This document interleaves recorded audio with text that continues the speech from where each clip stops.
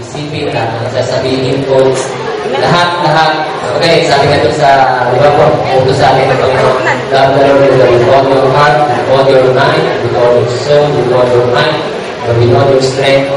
Kaya, sabi mga Lord, be glorified sa lahat ng amin. Yan po nga.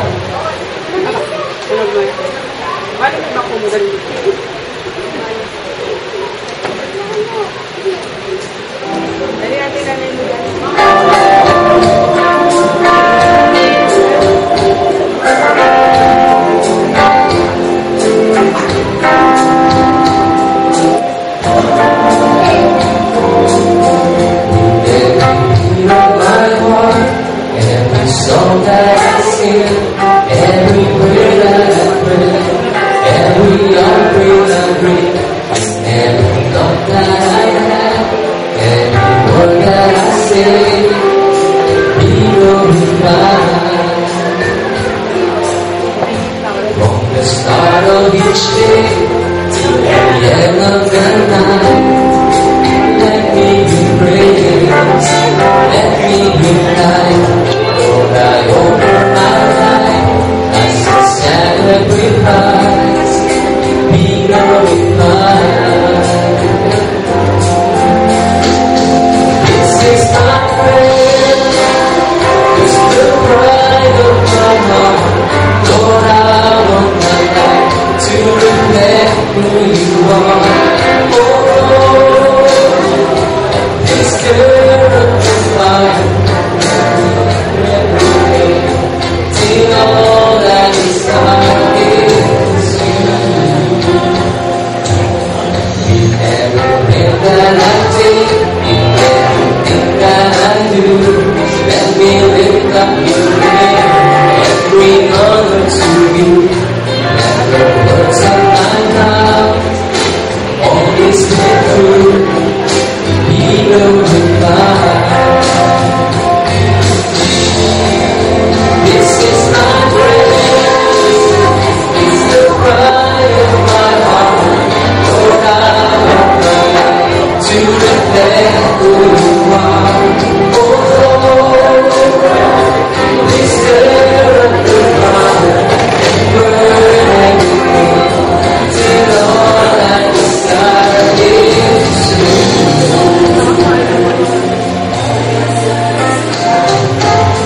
Sana maging panalangin ito natin sa ating buhay, pagmahagi natin ang ating Panginoon sa lahat ng ating gagawin sa Diyos.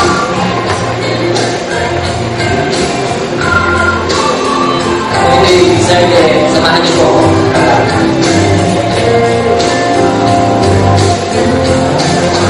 This is my prayer, it's the cry of my heart. Lord, I want my life to reflect who you are. Oh, this girl of the fire and burn everything till all I desire is you. In every beat of my heart, every song that I sing, every prayer that I pray, every offering I give, every thought that I have, every word that I say, be glorified, be glorified, be glorified.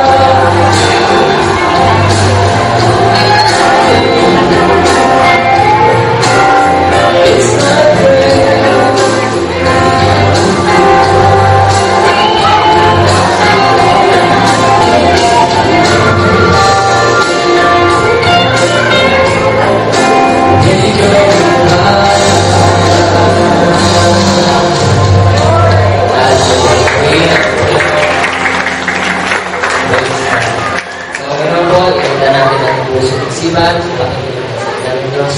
Narito po ang ating pastor, Pastor Irving Dennis.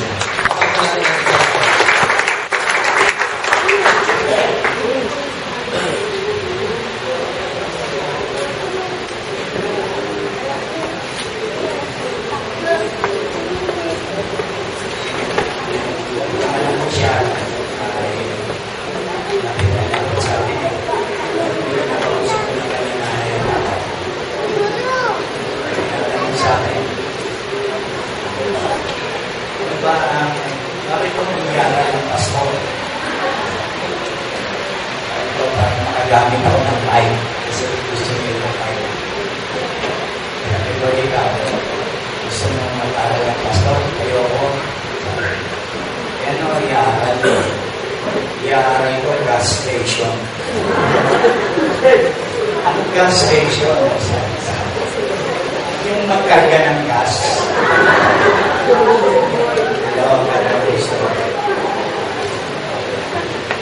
Kung tumatanda ka, nakaharap na siya.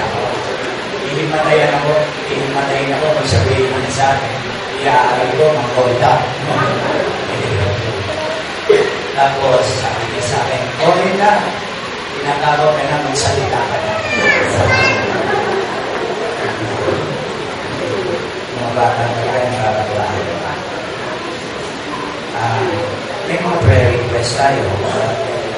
Yung awit ni Brother Perez, sa prayer, sabi dito, i-pray natin niyo ang kapatid kong lalaki at ilayo siya sa puso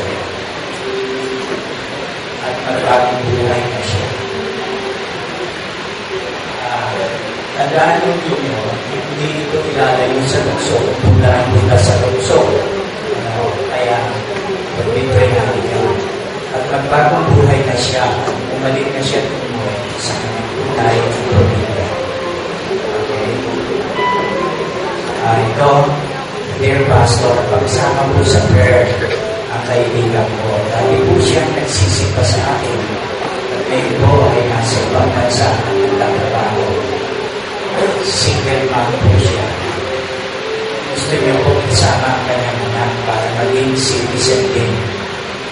Hinihingan po siya ng DNA ng embassy, DNA ng father, ng anak niya, at ng anak niya po. Kaya lang po, yung father ng anak niya, ayaw po pumayag. Kapag hindi po niya ibinigay yung DNA, pwede po siyang blacklist sa bansa kung saan siya nagtatrabaho at makansel ang lahat ng documents niya at magkaroon pa po siya ng kaso. Okay? Ito yung sulat ng Holy Prayer Request. Kaya ba ito ng Diyos? Okay. Tayo tatayin lahat. Meeting natin, only believe, only believe. Only believe. Sige po.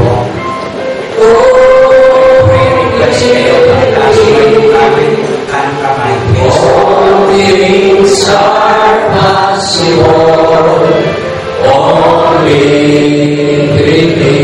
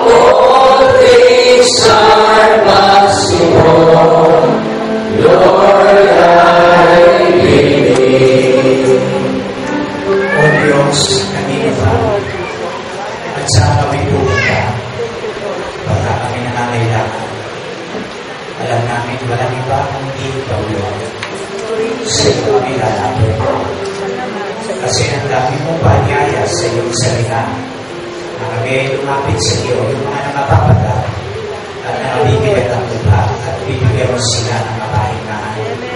Ang ibig sabihin nito, tutugunin mo sila sa kanilang mga nilalapit sa iyo. At yun nga po kayo ang ginagawa namin. Dinadalangin namin itong kapatid na lalaki nito na nasa kasalanan. Tulungan mo siya. Tulungan mo siya, Panginoon. Sirain mo ang gawa ng masama ng diablo sa buhay niya. At siya'y magbagong buhay. Bumalik muna sa iyo. Pagkatapos ay bumalik siya sa kanyang pamilya. Pinipipray namin itong single mother nito. Meron siyang problema. Natuwin mo ang puso ng ama ng kanyang anak. Gawin mo itong lalaking ito ay pakatawanan niya at gawin niya ang tungkulin niya dito sa kanyang anak. At mag-iba siya ng kalooban at pumayag siya sa DNA test pati yung kanyang anak.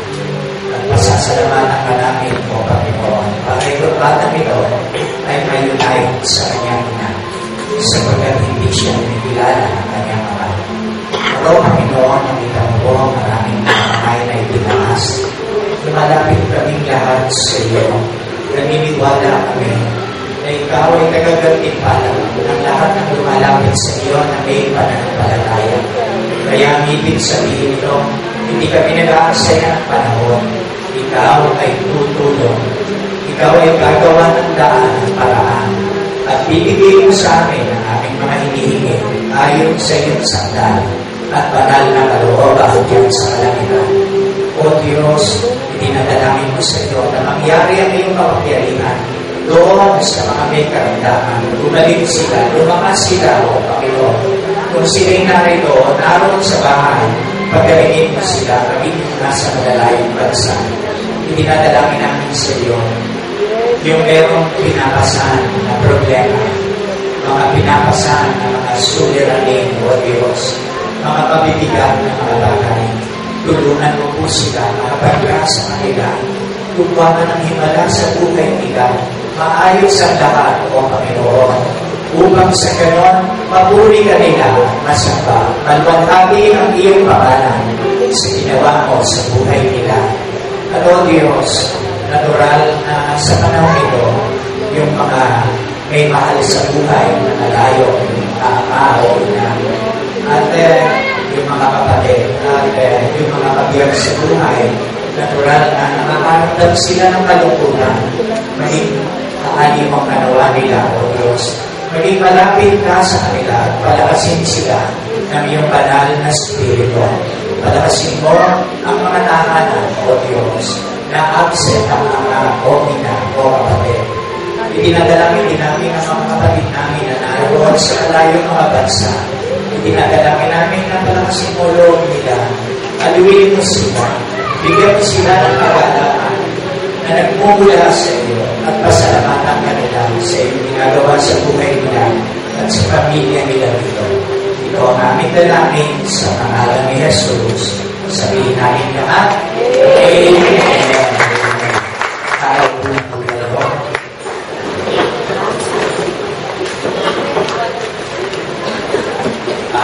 Tandaan natin sa 31st, 7:30, meron tayong communion service. Nakalagay na ba? And then, bukas ko, 31st, bukas, meron tayong communion service. Sasana natin ang lumang taon ng communion at kapasok tayo sa bagong taon. Narito tayo magkakasama at nag-communion tayo. Kanina tinatanong nyo, paano sa Wednesday may Bible study? Opo, mag-uumpisa na tayo ng Bible study sa Wednesday. Ito ang ating first Bible study sa taong 2013. Ngayon po, pakibuksan natin ang ating Biblia sa awit 115. Psalms 115. Awit 115. 115.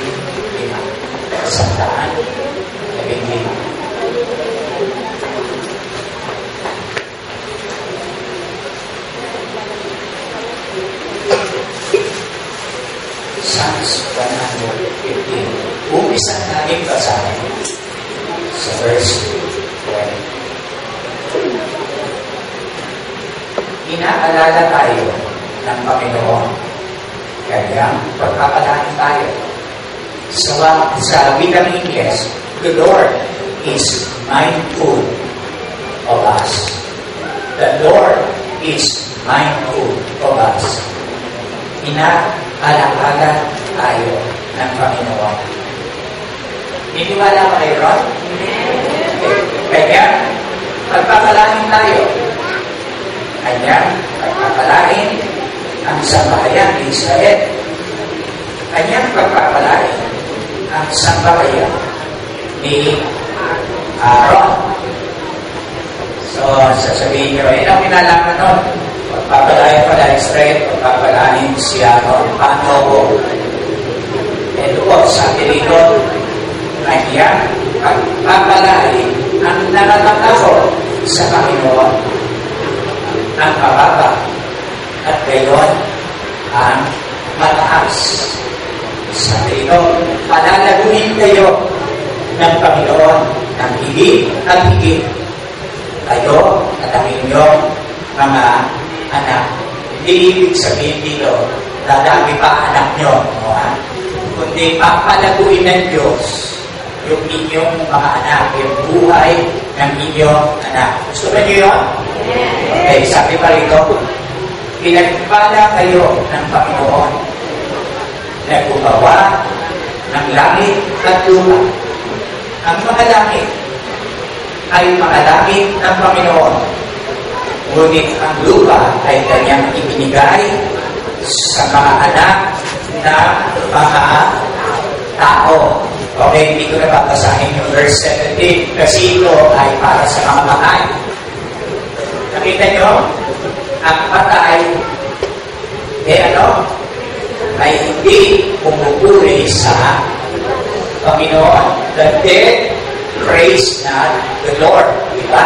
Sabi, okay. Sino gusto maigin na sermon? Lalo pa kayo.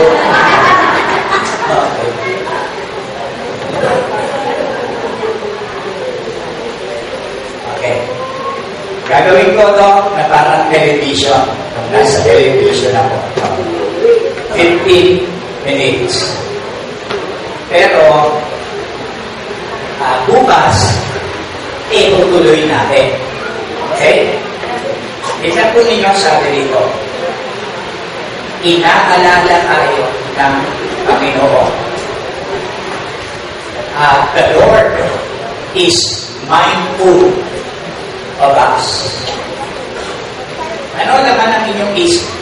Ano naman ang inyong mind? Ano naman? Dito sinasabi, ang isip ng Diyos, ang laman nito ay ikaw at saka ako. Di ba niyo gusto yun? Sabi, pulo ang kanyang isip. Full. Ang kanyang mind ay full. Full ng ano? Full natin. Ang takot natin. Di ba? Pulo ang isip, ang mind ng Diyos. Sana makita niyo to para hindi kayo matakot sa bagong taon. Okay, itong salita ito ay nagpupudyok sa akin para tumingin sa nakaraan.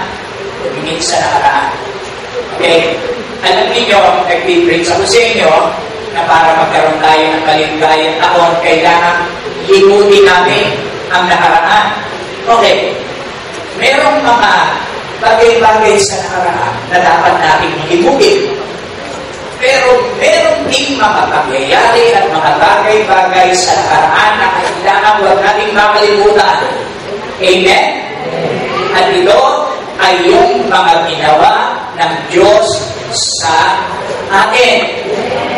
Sabi ng Psalmist, forget not all His benefits. Huwag mong kakalimutan ang mga kapakipakinabang na ginawa niya sa iyo. So, kailangan huwag natin makalimutan ang ilang mga bagay.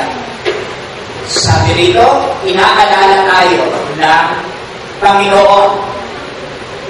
Tumingin tayo, tumalikod tayo sa dalit. Tingnan natin ang nakaraang taon.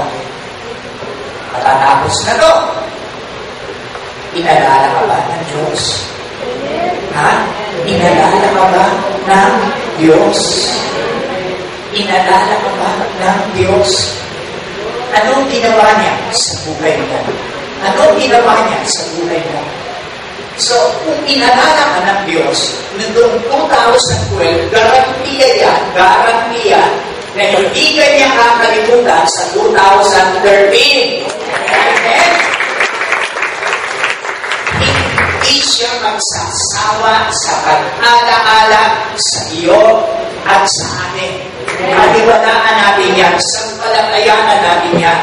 Pag-gising natin sa umaga, alam natin, meron nang nakakaalala kaagad sa atin. Yan ay ang Panginoon. Sa gabi, pag matutulog tayo, tumingin tayo sa dalit na natin ang pagkakaalaala sa atin ng Diyos. Ngayon po, tingnan po niyo ang Panginoon, ha? Kung natatakot tayo, ano kaya mangyayari sa taong to? Hindi ka dapat matakot sapagkat nakatingin ka sa nakakaalala sa iyo. Tingnan po niyo sa Luke chapter 1, verse 49. Luke 1:49. Luke 1:49. Luke 1:49. Ito po. Sapagkat ginawa na ko. Luke 1:49 to 15. Babasahin ko na lang mo yung 15. At ang kanyang awa ay sa mga lahi ng nakatatakot sa kanya. Ang kanyang kaawaan ay sa mga lahi from generation to generation. Nakita nyo? So, ang Diyos hindi lang pang 2013. Siya from generation to generation. Kaya pag tinignan mo yung anak mo, ang awa ng Panginoon, ang alaala ng Panginoon ay sumasapi at kumakapi sa iyo. Pag inimulong sa apo mo, ganoon din. At sa lahat ng lahi ng mga natatakot sa Panginoon, ang kanyang awa ay sumasa kanila. Tandaan po nyo, ang Diyos ay concerned sa atin. Concerned siya para sa aming true welfare. Yung talagang tunay at totoong aming kapakanan. Kadalasan, akala natin ang aming hinihingi sa Kanya ay makapabuti sa ating kapakanan. Pero hindi. Alam niya yun eh. Alam na alam niya. Hindi ba, meron isang mga sabi ng kanyang anak, that birthday ko naman eh. Gusto ko sana, ibili ko ng isang yung owner na jeep. Ito story yan. Totoo. Ibili mo nga ako ng isang owner na jeep. Yung may dalawa silang gas station. So, sige anak, ibibili kita. Tapos papaturuan kitang mag-drive. Sabi ng bata sa kanyang anak. Dahil marunong na ako mag-drive. Hindi ako nagpaalam sa iyo, nag-aral ako mag-drive. So, ayun, punta kayo sa car, bumili, wow, ang isla. Ang problema, 5 araw lamang, pinadrive ng bata. Kasama niya ang ilan sa pinsan. Nag-drive sila sa highway. Sumalta. Patay pa. Patay ang kanyang kasama.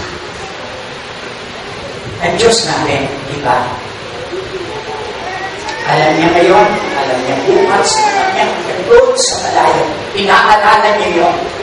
Kaya, huwag kang magre-reklamo. Kung ang nag-i-speak sa mind mo yung ibinigay ng Diyos, meron siya dahilan.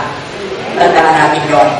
Ngayon po, ang Diyos ay nakikiramay sa ating kaluluwa.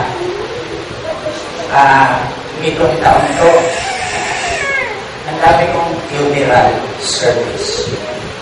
Maraming hindi ko mote ang sumakabilang buhay sa ating kapatira. Bukod pa rito, sa labas ng ating church, ay nakatawag din ako para mag-service. Alam po nyo, natutuwa ako. Ang Diyos nakikipagsimpatay sa ating kalungkutan. Kaya kung dumating man sa taong ito ang bagong taon ng kalungkutan, makakaasa ka, merong makikiramay sa iyo. Kaya tandaan mo, sa taong ito, ang isipan ng Diyos ay pulong-pulo pa rin natin. Pulo siya, pulo ang isip niya ng atin, tungkol sa atin. Ngayon, ito po, dito pa sinasabi sa Psalms, yung binasa ko kanina, 115. Tignan nyo rito kanyang pagpapalangin tayo. Tapos, kanyang pagpapalangin sa bahay ni Israel. Kanyang pagpapalangin sa bahay ni Aaron. So, dito, special ang pamilya nito. Ang Israel, pagpapalangin sila. Pagpapalangin yung sambahayan ni Aaron. Yung sambahayan ni Aaron, yun ang priestly family. Yun ang priestly family. Yun ang pamilya na sacerdote. Kung sa ngayon yun ang pamilya ng pastor. Salamat sa Diyos, no? Natuwa ako nung ako yan. Pagpapalangin ng Diyos ang aking pamilya. Pero pagpapalangin muna ang Israel. Yan, pastor, ano silbi ng Israel? Tandaan mo, sa Diyos, walang paglalangin ng tao. Pinanggihan ng Israel ang Diyos si Jesus. At bunga nito, umaling ang mga alagad at nangaral sa hindi mga Israelita. At tumanggap ang mga hindi Israelita sa Diyos. Kaya yung hindi bayan ng Diyos ay naging kanyang bayan yun. At sino yung bayan yun? Ang mga hindi. Kaya dito, sabi dito, nakalagay dito, kanyang pagpapalain ang nangatakot sa Panginoon. Hindi lang Israel, hindi lang si Aaron, kundi yung mga nakatakot sa Panginoon pagpapalain niya. Ano yung sabihin ng nakatakot? Nanginisay ka sa harapan ng Diyos? Hindi. Yung sumusunod sa Kanya. Amen? Yung paggalang na pagkatakot, reverential fear sa Diyos, pagpapalain niya. Ngayon, ako natutuwa nito. Kasi ilang ulit sinabi nito, pagpapalain ka ng Diyos. Di ba kayo natutuwa ron? Ang Diyos natin ay maraming pagpapala. He has many blessings. Amen? He blesses, and He blesses, and He blesses, and He blesses. Blessing ng Diyos. Kaya natin, hindi siya tutubusan ng blessing. Siya'y mag-bless again and again. Paulit-ulit kanyang pagkakalain. Amen? Nakuha natin, paulit-ulit kanyang pagkakalain. Hindi siya mauubusan ng blessing. He blesses and He blesses. Ano ibig sabihin nun? Tuwan-tuwa siya na mag-bless. He delights in blessing people. Natutuwa siyang mag-bless sa tao. Nung kasura ko sa naib, yung bukid ng mga nagbawa, meron kong isang farmer, pinagtatawanan yung mga miyembro ko sa kanya, walang Diyos. Pero makikita ko, pag umuulan, hindi nilagagyan ng Diyos ng malaking tayo yung kanyang bukid para huwag mabasa. Pinagpapakala rin, binibigyan siya ng ulan. Ang Diyos inumulanan yung just at saka unjust. Bakit? Natutuwa ang Diyos na magpalangin at magpala sa tao. He delights. Kaya, alwalhatian ng Diyos ang mag-bless. Amen? Alwalhatian ng Diyos ang mag-bless. At dahil hindi siya nauubusan ng blessing, itong year 2013 ay years of blessing natin o year of blessing natin. Amen? Kaya, bakit sabi ni Apostol Pablo, pray without ceasing. Pray without ceasing. Kahit ka, walang palit. Bakit pray without ceasing? Kasi, ang blessing din ng Diyos without ceasing. Kita nyo, kumakanta tayo rito. Great is thy faithfulness. Diba? Nakanta natin. Ano yun? Morning by morning. His, ano yun? New mercies I see. Ibig sabihin, bagong kaawaan ng Diyos nakikita natin every morning. Kaya, tandaan natin, pinunin natin ang 2012. Pinagpala pa tayo ng Diyos. Naging mabuti ba ang Diyos sa atin? Kaya natin turuan tayo ng nakaraan. Turuan tayo na mabuti ang Diyos. Ilagay natin ang isip natin sa kabutihan ng Diyos. Yung nakaraan, mga blessing ng Diyos, yan ang pledge ng Diyos, yan ang pledge ng Diyos para sa future blessing. Tandaan natin. Baka akala nyo, tapos na blessing ng Diyos. Hindi. Ngayon po, sabi dito, may blessing ang Israel, may blessing ang Israel, ang pamilya ni Aaron, pero ang Diyos merong general blessing. Blessing niya para sa lahat. Kaya, pumasok tayo sa bagong taon ito na alam natin ang Diyos na tumawag sa atin ay blessed. Siya'y inaalala niya tayo. At tandaan natin, yung nakasulat doon sa ating nilalagay natin doon sa ating church, doon sa taas ng drugstore, Jesus Christ, the same yesterday, today, and forever. Inaalala ka ng Panginoon. Pagpapalain ka ng Panginoon. Yan ang gagawin natin sa bagong taong ito. Yung nakaraan ay pledge, pondo, sangla ng Diyos para ipakita sa iyo. Pagpapalain ka niya. Alam niyo, dito sa Philippians chapter 1 verse 6. At dito na ako nagtatapos. Philippians 1:6. Tapos ng episode, naroon na Philippians. Ganito sabi, verse 6. Na ako'y may lubos na pagkakatiwala sa bagay na ito. Ngayon sabi ni Paula, lubos ang pagtitiwala ko sa bagay na ito. Anong bagay yun? Na ang nagpasimula sa inyo ng mabuting bagay o ng mabuting gawa ay lulubusin hanggang sa araw ni Jesucristo. Yung Diyos na merong sinimulang mabuting bagay sa buhay mo, lulubusin niya yun, tatapusin niya yun, kukumplituhin niya ang kanyang gawain sa buhay mo. At itong 2013 ay taon pa rin na ang Diyos ay tatrabaho para sa atin. Amen? Tayo loob na tayo manalangin. O Diyos, pagpalain mo po ang aming pinag-usapan ngayong umaga. Uwi na ba kami? Naming paagaw sa Diyago ang katotohanan nito. Ang isipan ko ay punong-puno tungkol sa amin. Salamat sa iyo, O Panginoon. Ikaw ang mag-bless ng mag-bless sa amin. Kaya salamat po, O Diyos. At O Diyos, dalawin mo ang aming bansa sa 2013.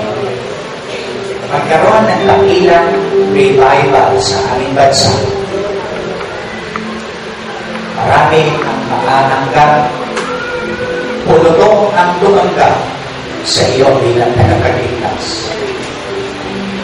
At tawagin mo ang maraming Roman Catholics sa iyong kaharian, O Diyos. Kami ang kanilang mga bishops at archbishops. Ito ang aming dalangin sa pangalan ni Jesus, sabihin namin lahat. Amen. Lalagin natin ngayon ang aming mga handog, aming kasambuhan bahagi. Lalagin na ang aming mga assets.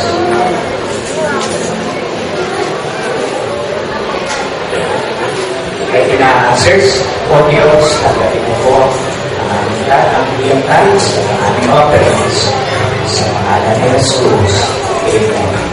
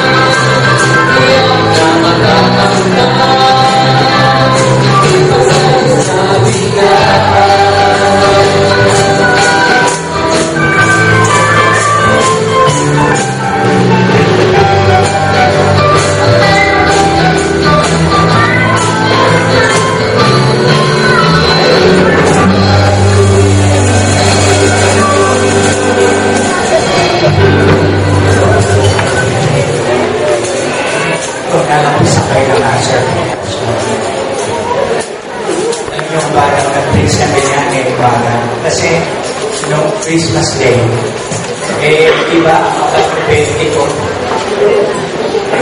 Ibigay ko. Tapos, ang haba pa ng bigla, ubos na. Napaupo, naalala ko, meron pa ako, sa 2,000 na puro 50. Ako, ang dati kagad na kapila. Pati si Olan andun eh. So, ayun, naubos din. Wala, may natira ka. Pero alam nyo, ang blessing, ang alaala ng Panginoon, hindi nauubos yun. Kaya okay?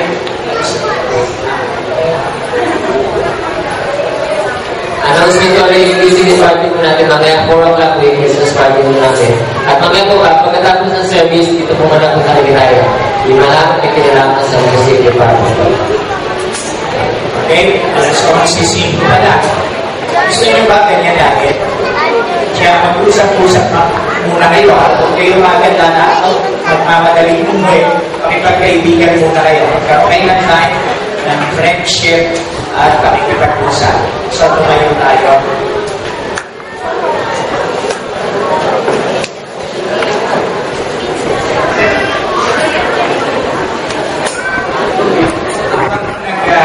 Nag-usap-usap. Huwag na tayo tutulog tayo. Mahina lang. Mahina. Kasi parang alas 12 na ng gabi. Okay? Siya. Tayo po yung mahalangin. At pupunta ko ron sa araw nga pala no, si Ate Bing sa pag-pray. Kasi ayaw yung pananin eh. Pagka tapos. Maganda ba si Ate Bing?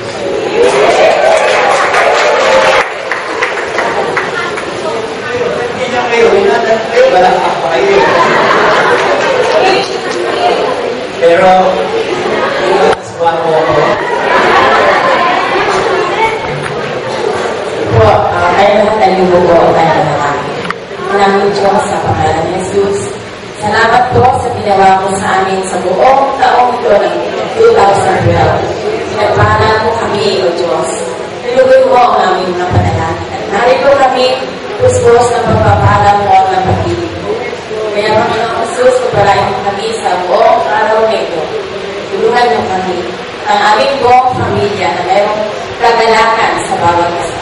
At sa aming pag-uwi sa umalang ito, pagpalain mo kami, nadan mo kami sa daan, takpan mo kami ng iyong banal na dugo, at samahan mo kami sa magitan ng iyong banal na espiritu. Sa pangalan ni Jesus. Kasi sabi na, Amen! Maligayang bagong taon. Bukas ko, 7:30 at meron tayong community. Ang music team, mayroong party at Despedida party din. 4 o'clock. Lahat ng kasali sa music team, 4 o'clock. God bless you. Lahat mo namin kailangan sa music department. Pag-ito mo naman tayo, pag-iwan mo naman tayo sa bed. Para mapag-usap mo, magagawin mo sa sarap na pagkain. Music team, music department, dito mo tayo sa stage.